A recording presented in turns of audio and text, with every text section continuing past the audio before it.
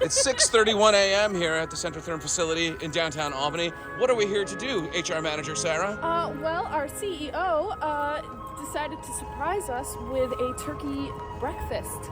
So he's going to get out the grill and he's going to start grilling up some turkey and some bagels and some eggs. And that'll be fun. So get on down to South Pearl for turkey sandwich.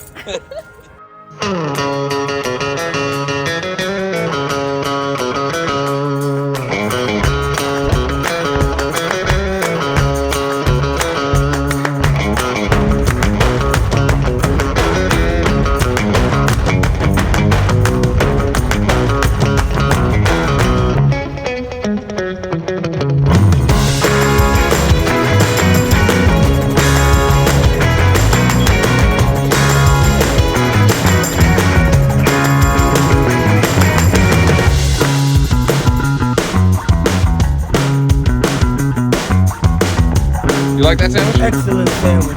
Excellent sandwich.